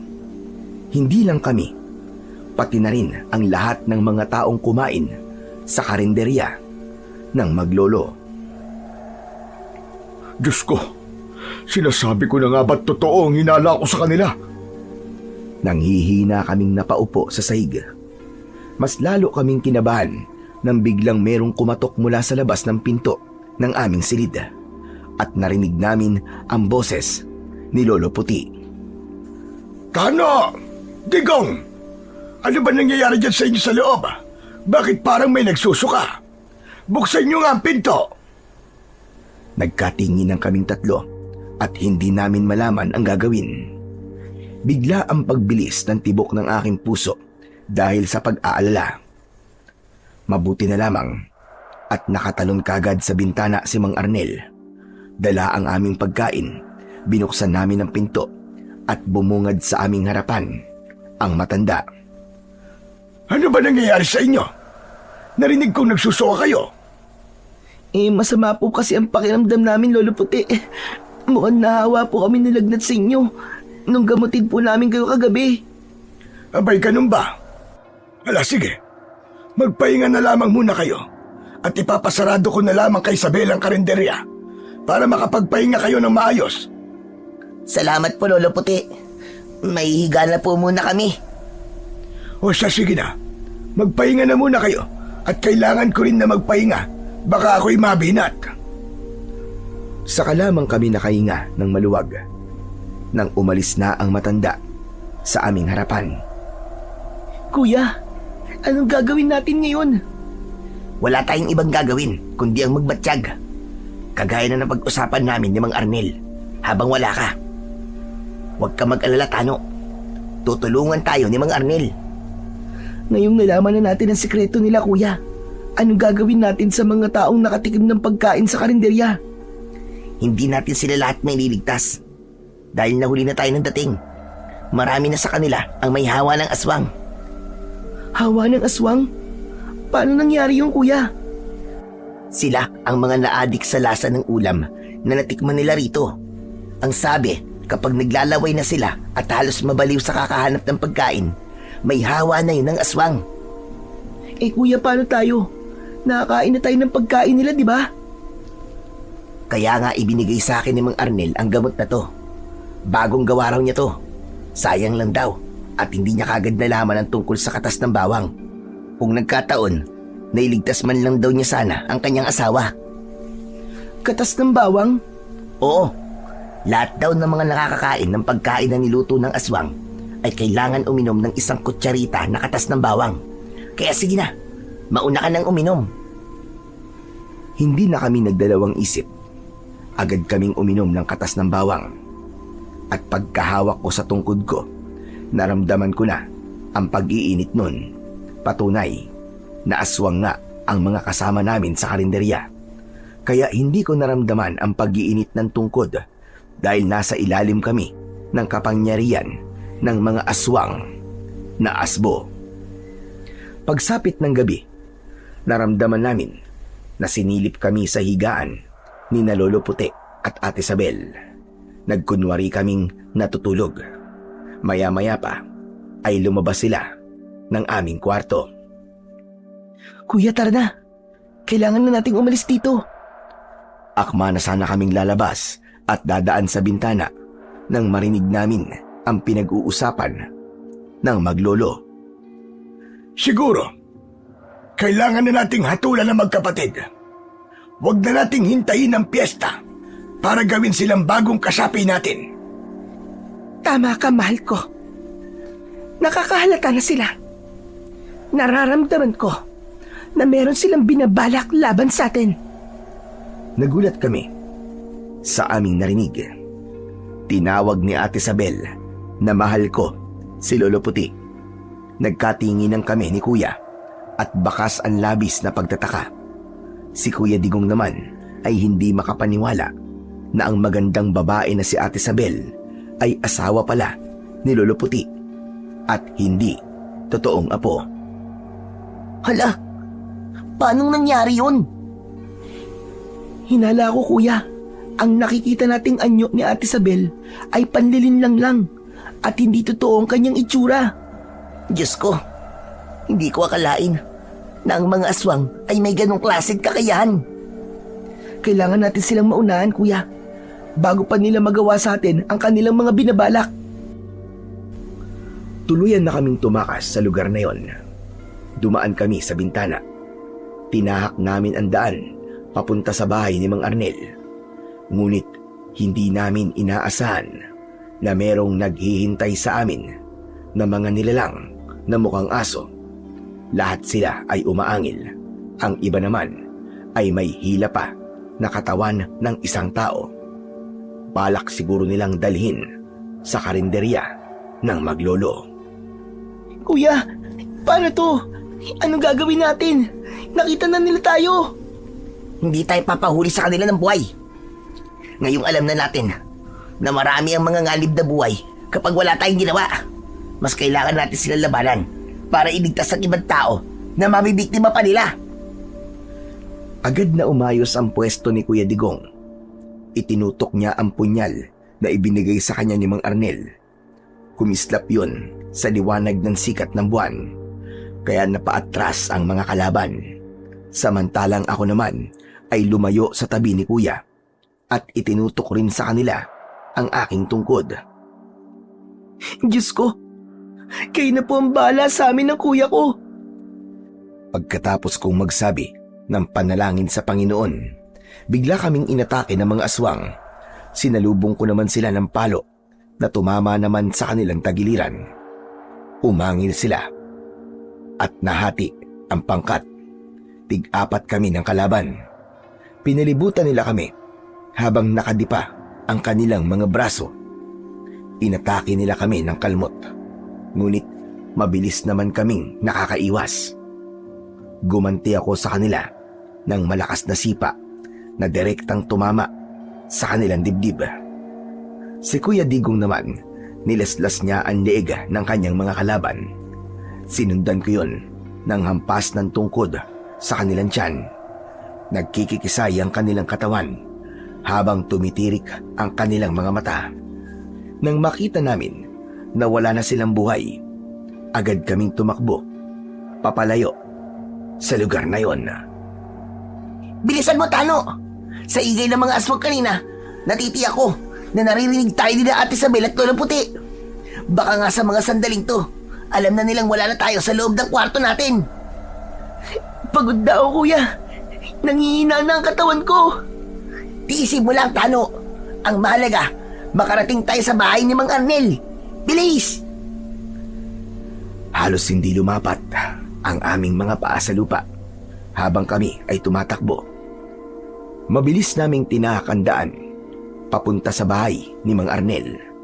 Maya-maya pa ay narinig namin ang malakas na alulong mula sa mga aswang na asbo. Kuya, hintay sandali. Sandali lang. Magpahinga naman na tayo. Pagod na ako. Hindi tayo pwedeng tumigil sa pagtakbo. Baka maabutan nila tayo rito. Konting tiis na lang at mararating na natin ang bahay ni Mang Arnel. Akma na sana kaming aalis sa lugar na yon nang makita namin ang dalawang batang palaboy na pinaliligiran ng tatlong aswang. Anak naman ng 7 kamote, oh. May 2 bata na nalalagay sa panganib. Kuya, hindi ba't ang isa sa mga batang yun ay ang napagtanungan natin? Kuya, may maililigtas tayong buhay. Tsak na may hawa sila ng aswang. Tulungan natin sila. Hindi na kami nagdalawang isip na tulungan ang 2 batang palaboy. Kahit pagod na ako, ng mga sandaling yon ay nakipaglaban pa rin kami sa mga aswang. Mataas akong tumalon para sana atakihin ito ng palo sa ulo. Subalit humarap sa akin ang aswang at sinalubong niya ako ng malakas na suntok na tumama naman sa aking panga. Pasadsad akong bumagsak sa lupa. Naramdaman ko ang pagkahilo. Kaya naman, pasuray-suray ako nang ako'y tumayo. Tano, ayos ka lang ba? Huy, Tano! Sumagot ka! Ha? Ayos lang ako, kuya. Nang matiyak ni Kuya Digong na ayos lang ako, galit na binalingan nito ang kalaban niya. Nilaslas niya ang leeg ng mga aswang habang ang 2 batang iniligtas namin ay nagyakap dahil sa labis na takot. Agad akong lumapit sa kanilang kinaroroonan at pinrotektahan ko sila. Nakipaglaban ulit ako sa aswang na sumuntok sa akin. Ibinuhos ko sa kanya ang galit ko sa pamamagitan ng pagpalo ng magkakasunod sa kanyang tiyan. Umikot ako at sinipa ko siya ng malakas na tumama naman sa kanyang panga. Bumagsak siya sa lupa habang nagkikikisay ang katawan at nakatirik pa ang kanyang mga mata na bumubula ang bibig. Tuluyan siyang namatay dahil sa malalim na sugat sa kanyang katawan. Maya-maya pa ay bigla nang tumahimik ang paligid. Ayos na. Napatay na natin ang mga aswang, Tano. Tara na, umalis na tayo rito. Isama natin ang 2 bata sa bahay ni Mang Arnel. Halina kayo mga tol. Kailangan niyo sumama sa amin para matanggal ang hawa sa inyong katawan. Huwag kayong matakot sa amin. Mababait kami. Ligtas na kayo. Agad silang sumama sa amin ni Kuya. Ngunit bakas pa rin sa kanilang muka ang takot. Malalaki ang hakbang ng aming mga paa na tinahak namin ang daan papunta sa junk shop ni Mang Arnel. Nadatnan namin na gumagawa siya ng sangkap na pangontra laban sa mga aswang. Bahagya pa siyang nagulat nang makita kami. Diyos ko! Ano nangyari? Bakit narito kayo? Akala ko ba magmamatsyag kayo sa maglolo? Mang Arnel, hindi na po namin kailangan bantayan ng maglolo dahil nakumpirma na po namin na mga aswang nga sila. Sa katunayan nga po, nakasagupa na po namin ang kanilang mga alagad. Napatay po namin sila at hindi magtatagal, hahanapin na po nila kami. Hindi lang po yun ang nadiskubre namin, Mang Arnel. Hindi totoong maglolo sina Ate Isabel at Lolo Puti, kundi mag-asawa sila. Sa palagay po namin. Gumamit sila ng hipnotismo ng pandilin lang upang maitago nila ang kanilang totoong itsura. Hindi ko akalain na narito lamang pala sa baryo ito ang mga aswang na matagal ko nang hinahanap. Ho? Ano po bang ibig niyong sabihin, Mang Arnel? Linawin niyo nga po. Ang kutob ko kasi, sila na nga ang mag-asawang pinuno ng mga asbo. Sila ang pumaslang sa aking pamilya. Humanda silang mga demonyo sila. Dahil papatayin ko sila. Uubusin ko ang kanilang lahi. Magbabayad sila sa akin ng mahal. Sa amin din. Meron din silang utang na buhay. Kaya kasama mo kami sa laban na to, Mang Arnel. Humanda sila. Teka, sino naman ang 2 batang kasama nyo? Sila po mga batang nakakain po sa karinderya ng mga aswang. May hawa na rin po sila. Naabutan po namin sila kanina, muntik na pong atakihin ng mga aswang. Kung ganon, kailangan nilang uminom ng katas ng bawang. Agad silang pinainom ni Mang Arnel ng katas ng bawang. Pagkatapos ay pinagpahinga niya muna ang 2 bata sa kanyang silid. Naiwan naman kami ni Kuya sa tabi ni Mang Arnel. Tumulong kami sa paggawa niya ng mga pangontra laban sa mga aswang. Kailangan ninyong magdikdik ng maraming bawang. Pagkatapos ay ihahalo natin sa asin at kalawang mula sa bakal at lata. Natitiyak ko na marami ang mga asbo na nagbabantay sa mag-asawang yon. Kaya kakailanganin natin ang maraming panlaban sa kanila. Ano po ba ang epekto ng mga yan sa katawan po ng mga aswang, Mang Arnel? Malupit to. Masusunog sila at magiging abo ang kanilang katawan kahit wala ang presensya ng araw. Kontra ito sa langis na ipinapahid nila sa kanilang balat. Sa pamamagitan ng pangontra na to, mapipigilan ang pagpapalit nila ng anyo. Napakunot ang aking ulo dahil para bang minsan ko na rin yung narinig mula kay Lolo Puroy. Paano kaya nalaman ni Mang Arnel ang tungkol sa bagay na yun? Nawala ang aking pag-iisip sa bahagi na yon ng aking alaala nang biglang nagsalita si Mang Arnel. Ito ang dahilan kung bakit bumibili ako ng latat bakal. Tinitik-tik kong kalawang para isama sa asin at bawang. Ayon kasi sa taong nagturo nito sa akin, mabisa raw itong pangontra upang matalo ang malakas na dugo ng aswang. Ang mga bote naman po, saan niyo po gagamitin yun? Lalagyan natin ng mga yun ng gasolina. Matagal ko nang pinaghanda ng pagkakataon na to. Ang mabigyan ng ustisya ang mga taong pinatay ng mga aswang. Pasasabugin natin ang lungga ng mga aswang, pati na ang kinaroroonan ng karinderya. Nakakakilabot naman po pala ang karinderya na yun, Mang Arnel. Grabe. Tama ka, Tano. Dahil masahol pa sa demonyo ang mga nilalang na nagtatago roon. Para naman pong sasabak tayo sa gera nito, Mang Arnel. Nasasabik na ako. Hindi na ako makapaghintay na pumugot ng ulo ng aswang. Talagang sasabak tayo sa gera, Digong. Dahil ang magiging kalaban natin dito ay isang batalyon ng mga asbo. Layunin ko na ubusin silang lahat, kahit na anong mangyari. Dahil kung hindi natin yung gagawin, makakalabas sila sa kabilang baryo.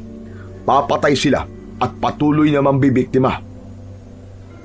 Natuptop ko ng palad ang aking bibig dahil sa aking mga narinig ng mga sandaling yon.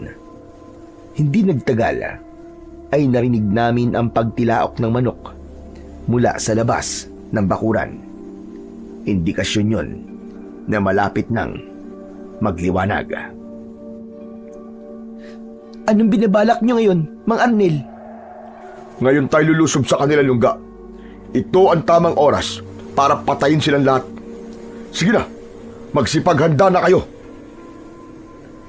Bukod sa bag, naglagay din ako ng asin sa bulsa, kagaya ni Kuya, para kung sakaling malagay kami sa alanganing sitwasyon, ay meron kaming magagamit na panlaban sa mga aswang. Ganon din ang ginawa ko sa mga bote na merong gasolina. Handa na ang lahat nang kami ay lumabas ng bahay. Iniwan namin ang 2 bata sa loob ng kwarto ni Mang Arnel.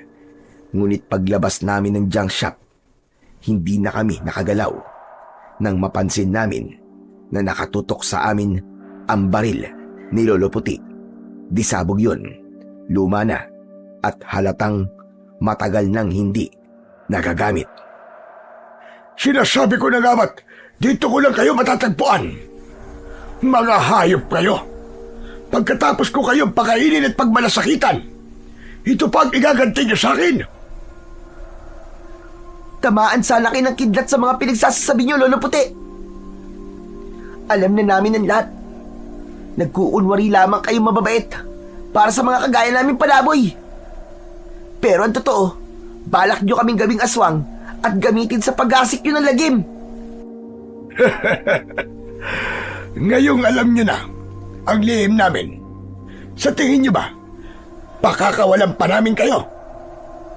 Hala, sige! Dakpin sila at dalhin sa kuta.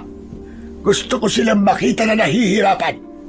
Isama niyo manunugis na to na matagal lang nagbibigay ng sakit ng ulo ko. Kinumpis ka nilang lahat ang aming sandata, maging ang pangontra laban sa kanila. Iniwan nila ang mga yon sa bahay ni Mang Arnel. Ngunit ang asin sa aming bulsa ni Kuya Digong ay hindi nila kinuha. Patulak nila kaming pinaglakad. Nanatili kaming walang kibo at pinakikiramdaman namin ang aming paligid. Tinahak namin ang daan papasok sa kagubatan. Maya-maya pa ay hindi na nakatiis si Mang Arnel na hindi magtanong sa matanda. Teka, saan niyo ba talaga kami dadalhin ha? Sa impyerno. Kaya huwag kang mainip. Hala, sige, lakad. Lumakad kayo papunta sa kamatayan ninyo. Hindi magtatagal. Makakatikim na ako ng sariwan dugo ng mga bata. Ngayon pa lang, natatakam na ako sa amoy ninyo. Siguraduhin mo lang na mapapatay niyo kami. Dahil kung hindi, uubusin namin ang lahat ng lahi niyo at wala kaming titira kahit abo niyo. Huwag ka na magmatapang pa, Arnel. Wala ka na rin namang magagawa dahil biyag na namin kayo. Hindi na nakipagtalo si Mang Arnel kay Lolo Puti. Sa halip, ibinaling namin ang aming atensyon sa daan. Ilang minuto pa ang lumipas, narating namin ang kuta ng mga aswang. Nanlaki ang aking mga mata nang tumambad sa aming harapan ang maraming kabataang palaboy na nakagapos din ang mga kamay. Umiiyak sila habang nakakulong sa hawla na gawa sa bilog na kahoy. Maligayang pagdating sa aking kaharian. Dito ko kayo sabay-sabay nakakatayin upang ipamahagi sa mga alagad ko ang inyong mga laman loob. Mamayang pagsapit ng hating gabi, matitikman ninyong lahat ang aking parusa. Pero bago yon, pahihirapan ko muna kayo ng gusto. Hala, sige mga alagad ko. Linisin ang kanilang katawan. Lagyan ng pabangong halimuyak ng dugo sa kanilang balat. Anong gagawin niyo sa amin? Anong gagawin niyo sa amin? Sa unang pagkakataon, bigla akong kinabahan. Nang isa-isa nilang tinanggal ang aming damit na pang-itaas. Pagkatapos, iginapos kami sa kawayan habang nakataas ang aming braso. Nakita namin na biglang dumating si Ate Isabel. Mahal ko, mabuti naman at nahuli mo na sila. Siyempre naman, mahal ko. Hindi ba't pangako ko to sa'yo? Hala, sige na. Gawin mo na ang nararapat para sa kanila.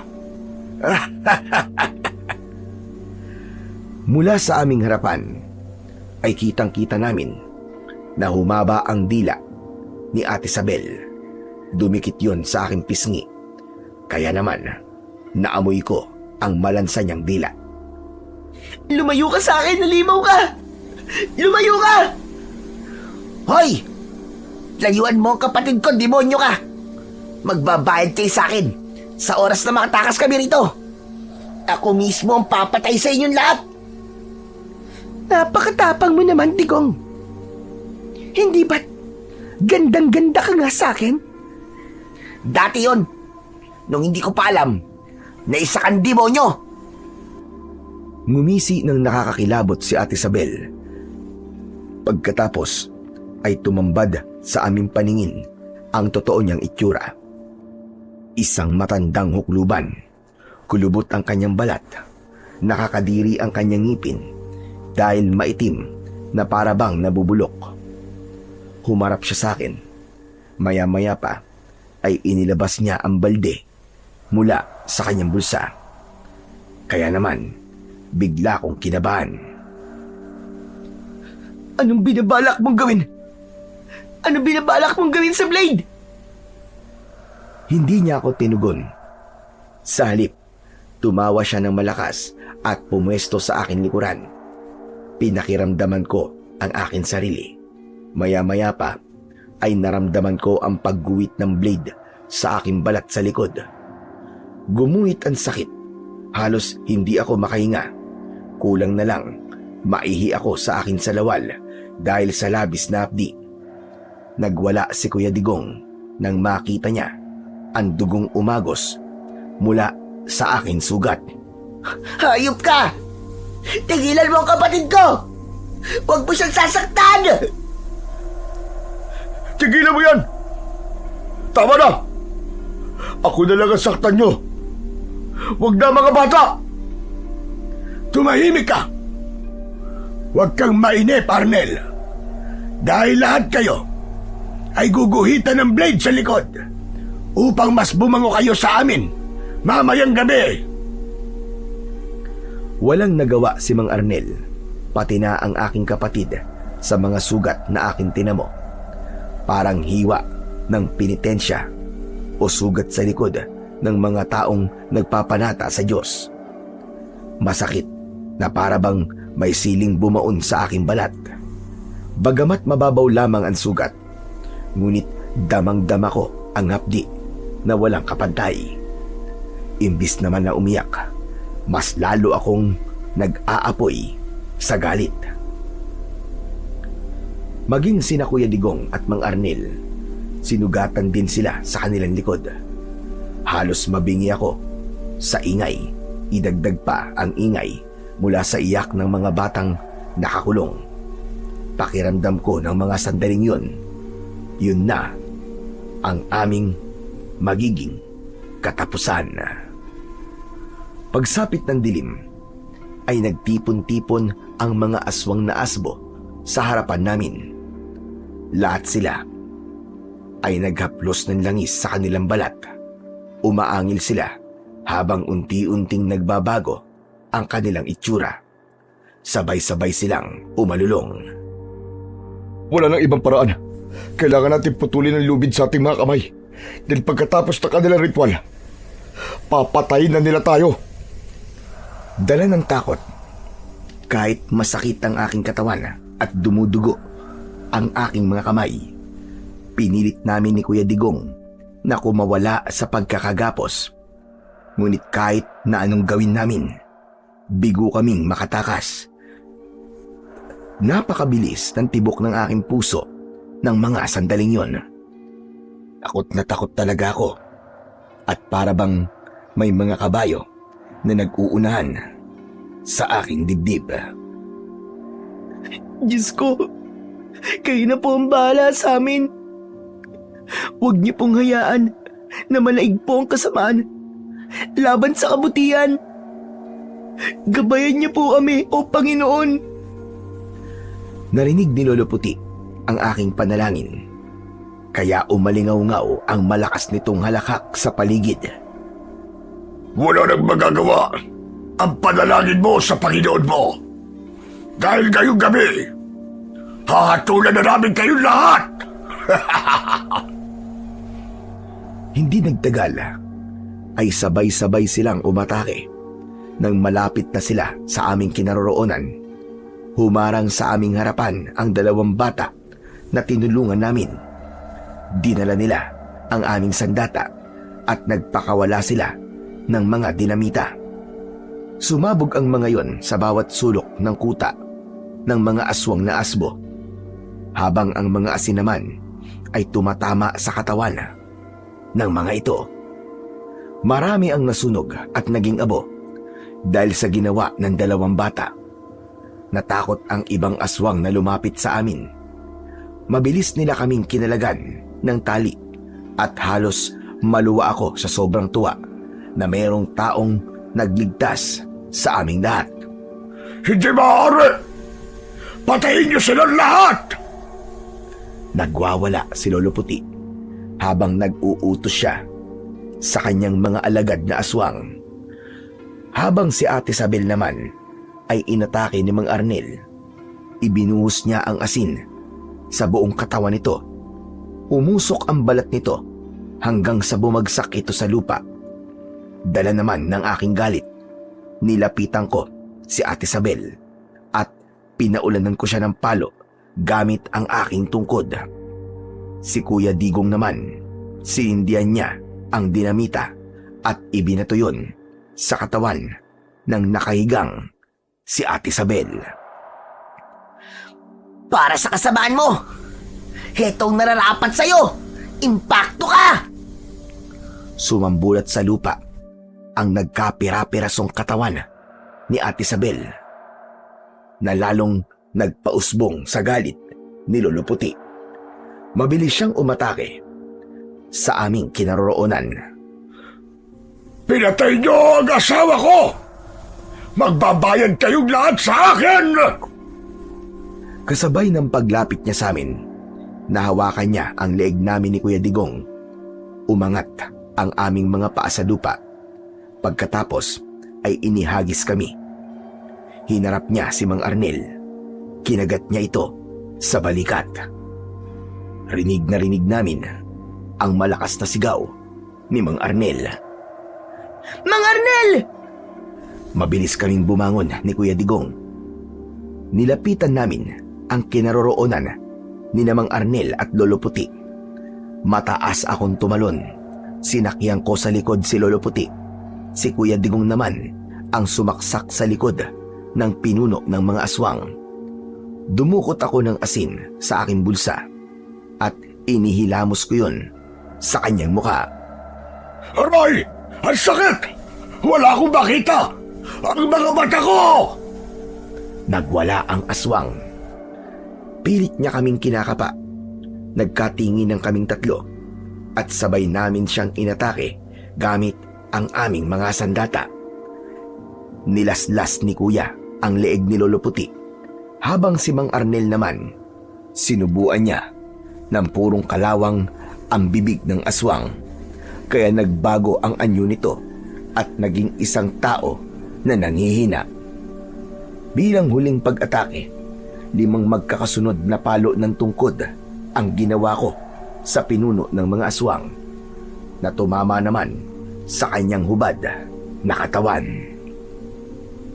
Bumagsak siya sa lupa habang nagkikikisay ang kanyang katawan at tumitirik ang kanyang mga mata habang nagkakakawag ang kanyang mga kamay.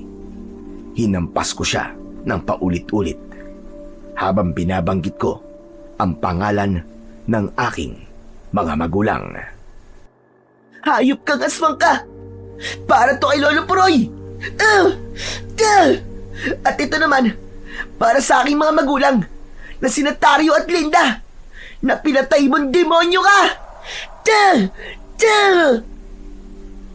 Lumapit si Kuya Digong sa kinaroroonan ng naghihingalo na si Lolo Puti.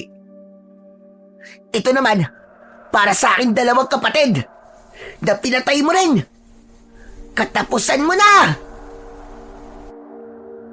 Isang malakas na pagsaksak sa dibdib ang ginawa ni Kuya Digong kay Lolo Puti gamit ang kanyang punyal. Hindi pa siya nasiyahan, ipinagdiinan niya to ng gusto hanggang sa bumao nito sa kanyang puso. Kasabay ng pagbuhos namin ng asin sa kanyang katawan, nagliyab siya at naging abo na kumalat sa lupa. Nang mawala ang ingay sa paligid, tapos na rin ang 2 batang lalaki sa pagliligtas sa mga biyag. Nang humarap kami kay Mang Arnel, ay hindi ito makapagsalita. Mang Arnel, ano po nangyayari sa inyo? Wala na po mga kalaban. Patay na po pati ang pinuno nila. Kanina, narinig kong binanggit niyo ang pangalan ng mga pamilya ninyo. Totoo ba ang mga narinig ko? Napuroy ang pangalan ng lolo ninyo? At Tario at Linda naman, ang pangalan ng mga magulang nyo? Opo, bakit po Mang Arnel? Bakit namumutla po kayo? At naluluwa po ang inyong mga mata, Mang Arnel? Diyos ko, salamat. Salamat dahil buhay kayo. Hindi totoong naubos ang pamilya ng kapatid ko. Dahil buhay pa pala ang kanyang mga anak. Mang Arnel, ano pong ibig niyo sabihin? Ako ang kapatid na bunso ng tatay ninyo na si Tario. Ako to. Ako ang inyong tiyo Barnelio. ang bunsong anak ni Tatay Puroy. Saka ko lamang naalala ang itsura ni Mang Arnel na nakita ko sa larawan na nakadisplay sa bahay ni tatay. Magkasama sila sa larawan na matagal nang iniingatan ng aking ama. Hindi ako makapaniwala. Biglang nanginig ang aking labi nang tumingin ako kay Mang Arnel. Ganon din si Kuya Digong na hindi napigilan ng sarili at naluluwa na napayakap dito ng mahigpit. Siya pala ang aming tiyo. Chong, natatandaan ko na po kayo. Kayo nga po ang kapatid ni tatay. Pasensya na po, Chong. Hindi namin kagad kayo nakilala. Kaya pala pamilyar sa akin ang pagkakagawa niyo ng mga sangkap sa paggawa ng pangontra. Dahil kayo po ang anak ni Lolo Puroy. Diyos ko, maraming salamat talaga. At meron pa pala akong pamilya. Mga pamangkin ko. Napuno ng iyakan ang buong kuta ng mga aswang, habang ang mga kabataan na palaboy na naroroon ay nagsipaglapitan na rin sa amin. Nagpasalamat kami sa 2 palaboy na tumulong sa amin. Nakilala namin sila sa pangalang Alex at Nilo. Sobra rin silang nagpasalamat sa pagkakaligtas din namin sa kanila. Kaya naman, tumanaw lang daw sila ng utang na loob sa amin. Napatunayan ko na ang bawat kabutihan talagang ginagawa natin sa kapwa ay palaging meron ding kapalit na kabutihan. Kailangan na nating umalis sa lugar na ito. Ngunit bago yon, susunugin muna natin ang kuta nila. Salamat na lang din kina Alex at Nilo. Dahil una na nilang pilasabog ang karinderya ng mga aswang. Mga bata, sumama kayong lahat sa amin para mapainom ko kayo ng gamot sa hawa ng aswang. Sinunog namin ang kuta ng mga aswang bago kami umalis. Pagkatapos ay ginamot ni Tiyo Arnel ang mga batang nakakain sa libreng karinderya ng aswang. Lahat sila ay gumaling at bumalik sa bayan ng Santa Ines. Kami naman ay naiwan sa junk shop ni Tiyo Arnel. Sa kasalukuyan ay peklat na lamang ang natira sa aming likod bilang alaala namin sa madilim na bahagi ng aming buhay sa pakikipaglaban namin sa mga aswang na asbo. Marami man ang nakakain ng karne ng tao. Hangad ko at patuloy kong ipinagdadasal sa Diyos na sana ay wala sila ng hawa ng aswang. Sa awa naman ng Panginoong Diyos, hanggang ngayon ay wala na kaming nabalitaan na may aswang sa baryo ng Santa Ines. Hanggang dito na lamang po ang aking istorya. Lubos na nagpapasalamat. Tano. Sa buhay natin na punong-puno ng pagsubok at panlilinlang ng kampo ng kadiliman, piliin pa rin nating gumawa ng kabutihan para sa ating kapwa, dahil bawat kasamaan ay palaging may katapat na kaparusahan. Parusa na kailanman ay hindi mababayaran ng salapi, kundi babayaran din natin ng sarili nating buhay. Palagi rin tayong hihingi ng gabay sa ating dakilang lumika sa mga pagsubok na ating haharapin, dahil palagi siya magpapadala ng tulong para sa atin mula sa kanyang mga anghel na ipinadala niya sa lupa. Palagi nating aalalahanin na walang mabigat na pagsubok sa taong may matibay na pananampalataya sa Diyos na lumikha. Hanggang dito na lamang po ang kwento. At maraming salamat po sa inyong walang sawang pakikinig at pagsuporta sa aking mga YouTube channel. Hanggang sa muli po, at pagpalain nawa kayo ng Diyos na may kapal.